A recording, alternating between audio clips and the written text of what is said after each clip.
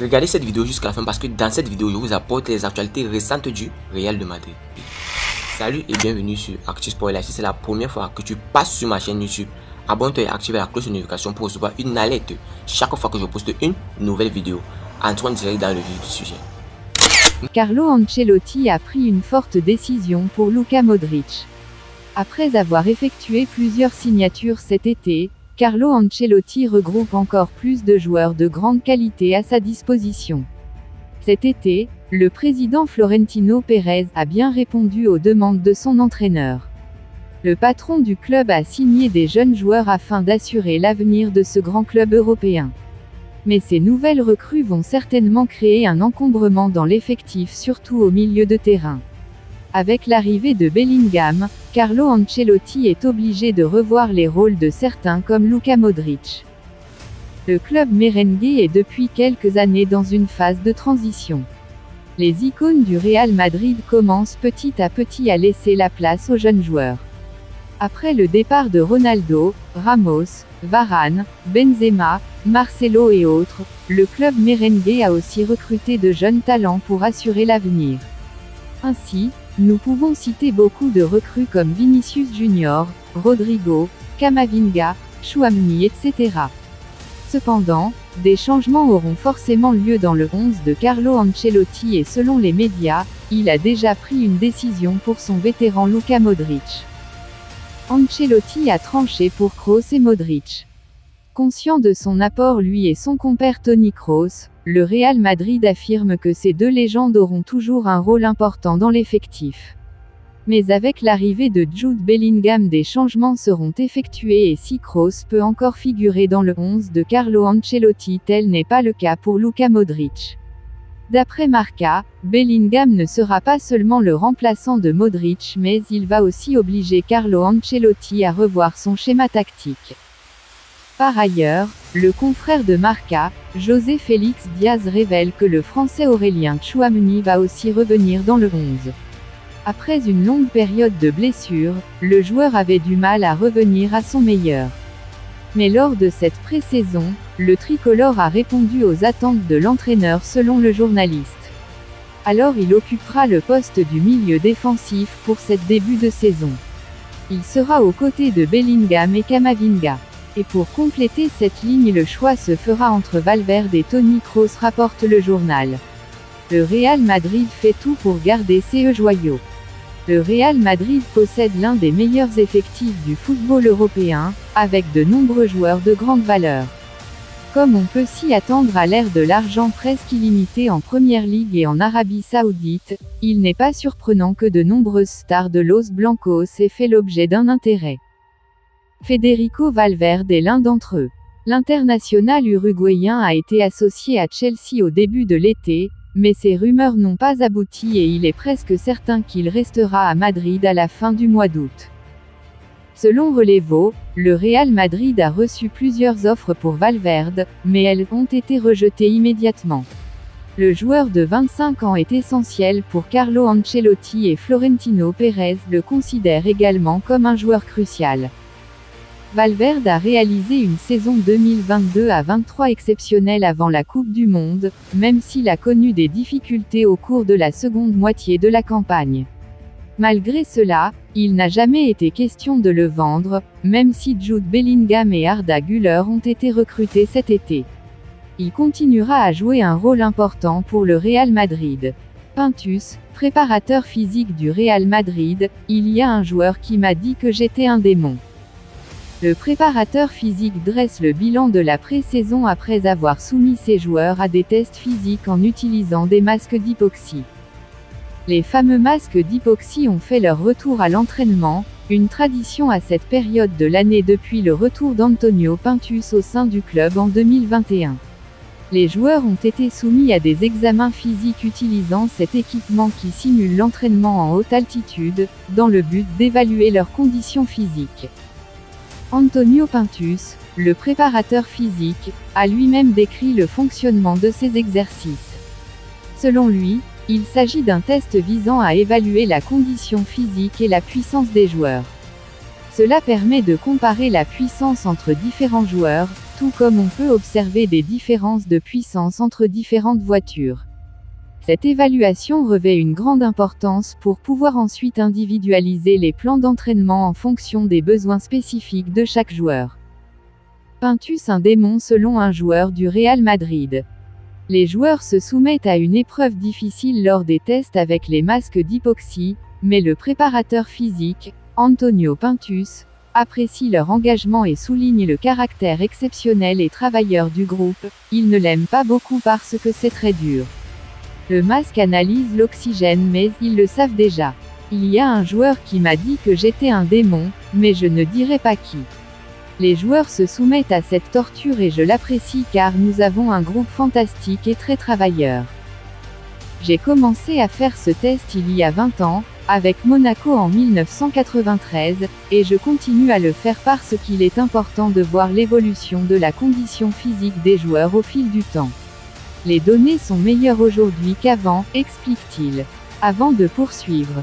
Tout le personnel est très satisfait du niveau physique des joueurs. C'est une équipe très rapide et très physique. Nous sommes très heureux et très confiants. Les joueurs aiment travailler, ils aiment être poussés. Nous sommes tous unis, tous ensemble, conclut le préparateur physique du Real Madrid Pintus. Avant de continuer, n'oubliez pas de vous inscrire sur un XBet en utilisant notre nouveau code promo ActuSportLive et vous recevrez tous les nouveaux bonus un XBet, commençant par des bonus de bienvenue allant jusqu'à 150 $ sur vos premiers dépôts et plus de bonus offerts pour les parieurs réguliers. Merci encore, nous allons continuer. La colère noire d'Al-Khelaifi contre le Real Madrid. Le président du PSG, Nasser Al-Khelaifi, pense que le Real Madrid avait un préaccord avec Mbappé. Il pense que le club voulait le signer à prix zéro en 2024. La question de l'avenir de Mbappé laissera sans doute des gagnants et des perdants lorsqu'elle sera résolue. Et l'un de ceux qui risquent de perdre est le président du PSG, Nasser Al-Khelaifi. Il est habitué à être celui qui gère toutes les opérations de l'équipe. Mais cette fois le cas Mbappé est en train de lui échapper. À tel point que, selon Fabrizio Romano, le président qatari est très remonté contre le Real Madrid. La Maison Blanche est devenue officieusement l'ennemi public numéro 1 de la formation parisienne. Et tout cela est lié à la conviction du président du club français, Nasser Al-Khelaifi, que le Real Madrid avait déjà un accord avec Mbappé pour le signer gratuitement en 2024.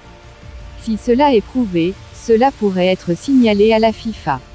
La pratique consistant à parler à un joueur d'une autre équipe sans l'autorisation du club auquel il appartient n'est pas autorisée. Ainsi, pour ne rien arranger, l'éventuel départ du joueur s'étant déjà aggravé cet été. La seule destination plausible étant le Real Madrid, la colère d'Al-Khelaifi augmente encore. Le président du PSG qui s'est déjà heurté au Real Madrid dans d'autres affaires comme la Super League.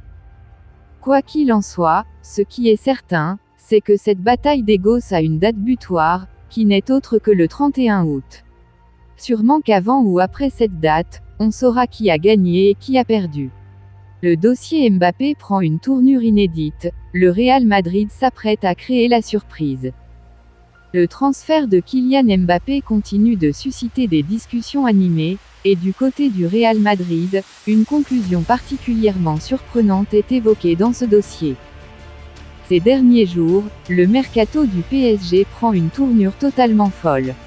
Alors que l'équipe parisienne accueille Gonzalo Ramos et se prépare à l'arrivée imminente d'Ousmane Dembélé, les rumeurs de départ de Neymar et Marco Verratti pourraient venir perturber les dernières semaines du marché des transferts. En parallèle, le feuilleton Kylian Mbappé continue de captiver l'attention. Le prodige de Bondy sera-t-il amené à céder aux pressions du PSG et à rejoindre le Real Madrid, ou choisira-t-il de poursuivre coûte que coûte son aventure parisienne, en sachant que son contrat prendra fin dans un an? Le suspense est à son comble alors que les négociations et les spéculations se multiplient. Les supporters du PSG et du Real Madrid retiennent leur souffle, se demandant quel sera le dénouement de cette saga. D'un côté, il y a la volonté du club parisien de conserver sa star et de lui offrir un nouveau contrat. De l'autre, il y a l'attrait du Real Madrid, qui rêve d'associer Mbappé à ses autres grands noms. Pour l'heure, tous les regards sont tournés vers Kylian Mbappé, dont la décision aura un impact majeur sur le paysage footballistique. Le transfert de Mbappé au Real Madrid prend une dimension différente. À l'heure actuelle, il est difficile de prévoir avec certitude ce qui se passera après le mercato. Cependant, le journaliste Ramón Álvarez de Mon, travaillant pour la COPE et ses propos relayés par Marca, évoque une conclusion surprenante dans cette affaire. Selon lui, une fois que le mercato du PSG sera terminé, la direction parisienne, si elle est toujours en place, cherchera à renouer le dialogue avec Kylian Mbappé et son entourage afin de trouver un terrain d'entente et de résoudre les différends. Toutefois, compte tenu du conflit ouvert qui persiste entre les deux parties, cette issue semble difficile à envisager. La situation actuelle laisse présager une distance importante entre Mbappé et le PSG, avec des tensions palpables.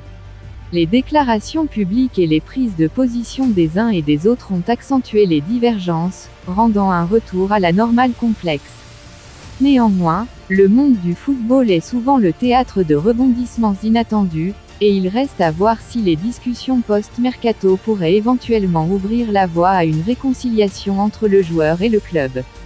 Ce n'est pas la retraite, Eden Hazard prend une grosse décision sur son avenir.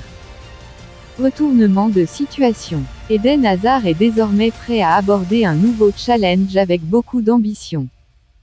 Depuis cet été, Eden Hazard n'est plus un joueur du Real Madrid. Son contrat a été résilié d'un commun accord. Ceci après des performances en demi-teinte depuis sa signature à l'été 2019. L'ex-international belge est désormais prêt pour un nouveau point de chute. Entre-temps, une fin de carrière a été annoncée. Le Belge aurait songé à raccrocher définitivement ses crampons à 32 ans. Mais non, Diario AS dit le contraire. Selon le média espagnol, le désormais ex-joueur du Real Madrid n'envisage aucunement de mettre un terme à sa carrière. Il a pour objectif de redevenir le joueur qu'il était avant son arrivée au Real Madrid. L'ailier de 32 ans va donc se lancer un dernier défi dans sa carrière. Les blessures l'ont freiné dans son élan. Et il a tout perdu de ses qualités. 4 saisons ternes d'Eden Hazard au Real Madrid. Une saison après le départ de Cristiano Ronaldo, Eden Hazard a été recruté. Le Real Madrid voulait signer une grosse star et le choix s'est porté sur le Belge. Il débarque dans la capitale espagnole contre 115 millions d'euros. 4 années après, le joueur de 32 ans n'a jamais pu justifier l'énorme investissement des merengues. Eden Hazard a connu des débuts intéressants. Il portait l'équipe offensivement avant une terrible blessure contractée en Ligue des Champions face au PSG. Et c'est le début de la galère pour l'ex-buteur de Chelsea. Eden Hazard a enchaîné des blessures. Le Belge a passé plus de temps à l'infirmerie que sur les pelouses. À force de répéter les blessures et pépins physiques, il joue moins et perd ses qualités de footballeur. Il perd aussi la confiance des entraîneurs en club, Zinedine Zidane et Carlo Ancelotti. Finalement, il est devenu un joueur quelconque dans le vestiaire. Hazard a eu sa dernière chance la saison écoulée. L'ailier gauche a fait d'énormes promesses aux fans. Il a rassuré qu'il se sentait bien et qu'il allait exploser enfin. Ce ne sont que de vains mots. L'ex-capitaine des Diables Rouges n'a pas rayonné. Il n'a pas pu saisir sa chance. Et le verdict est tombé en fin de saison. Son contrat a été résilié.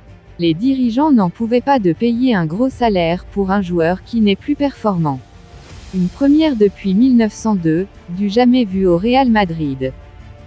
Ce sera une première au Real Madrid depuis la date de la création du club en 1902. C'est tout simplement du jamais vu. Après le départ de Karim Benzema pour Al Ittihad cet été, le numéro 9 est toujours vacant. Dans quelques jours, le Real Madrid va débuter la nouvelle saison face à l'Athletic Bilbao. Et les merengues vont entamer cette nouvelle aventure sans un joueur avec le dossard 9. C'est une première dans l'histoire du club. Lors de la première journée de la Liga, le Real Madrid se déplace sur le terrain de l'Athletic Bilbao le samedi 12 août à 19h GMT. Dites-moi tout vous pensez en commentaire. Dites-moi tout vous pensez en commentaire. Si vous avez suivi cette vidéo jusqu'à la fin, merci. Laissez-moi un like, ça fait plaisir, c'est gratuit. Abonnez-vous et activez la cloche de notification pour recevoir une alerte chaque fois que je poste une nouvelle vidéo. À la Madrid, à la Blancos. Ciao, bye bye pour une prochaine vidéo.